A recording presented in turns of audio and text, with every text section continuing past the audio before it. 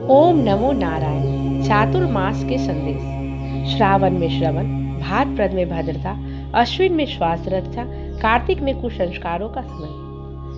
भारत की ऋषि परंपरा ने इन 4 महीनों को अस्थिरता का अधिमान दिया है। 4 महीने यात्राओं पर प्रतिबंध रहता है। न केवल सन्यासी 4 महीने के लिए अस्थिर हो जाते हैं, अपितु क्षत्रिय वर्ग भी विजय अभियानों को रोक देता है। इस तरह वैश्य वर्ग भी अपनी व्यापारिक गतिविधियां रोक देता है।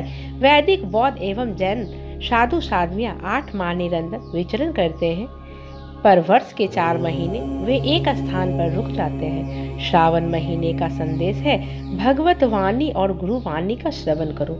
सुनने से कर्तव्य और कर्तव्य का ज्ञान होता है। जिन हरि कथा सुनी नहीं काना, श्रवण युगल अरिहंद्र समाना। दैसवैकालिक सूत्र की भी यही प्रतिपादित करता है। सोचा जाइन कल्याणम, सोचा जाइन पावं। श्रवण करने से ही अच्छाई का ज्ञान होता है, श्रवण करने से ही बुराई का ज्ञान होता है। सावन के महीने में जितना भी हो सके निकट दूर सर्वत्र महापुरुषों की वाणी का श्रवण करना चाहिए। दूसरा महीना भाद्रपद। भद्र अर्थात कल्याणकारी पद, अर्थात कदम। ऐसे कदम उठाए जाए जो पर कल्याणकारी हो। भद्र का भाव है भला, सबका कल्याण। भादों के महीने में हर मानव के हृदय सिंधु से कल्याण की उर्मियां निसृत हो। अभद्रता संसार से विदा हो जाए, सर्वत्र भद्रता व्याप्त हो जाए। ऐसी मधुर धारा भाद्रपद सबसे निसृत हो रही है। इसकी ओर हमें ध्यान देना चाहिए। तीसरा माह अश्विन है। पुराणों के अनुसार अश्विनी कुमार देवताओं के वैद्य हैं। वे स्वास्थ्य प्रदाता माने जाते हैं। प्रारंभिक 2 महीनों में वर्षा की अधिकता से सूक्ष्म जीवाणुओं की उत्पत्ति अधिक हो जाती है।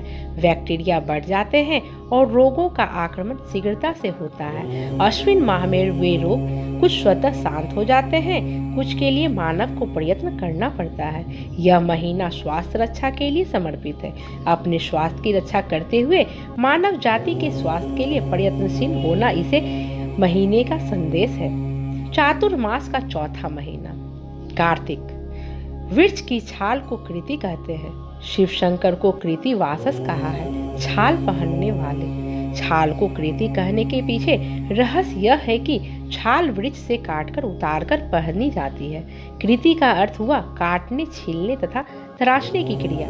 मानव मन पर जो कुछ अशुभ भावों युगों से जमे हुए हैं, जो कुसंस्कार अनादि वासना बनकर जीवन को घेरे हुए हैं, उन्हें छीलकर, काटकर, तराशकर दूर करना है। आत्मा के अत्यंत उज्ज्वल शुभ विशुद्ध रूप को प्रकट करना है। इन 4 महीनों में यदि मानव ऐसा कर पाए तो यह महीने सार्थक हो जाए। श्रावण में श्रवण हो, भाद्रपद में भद्रता हो, अश्विन में स्वास्थ्य रक्षा हो तथा कार्तिक में कुसंस्कारों का निराकरण हो। ये है चातुर्मास के 4 संदेश। प्रेम से बोलिए शंकर भगवान की जय, विष्णु भगवान की जय।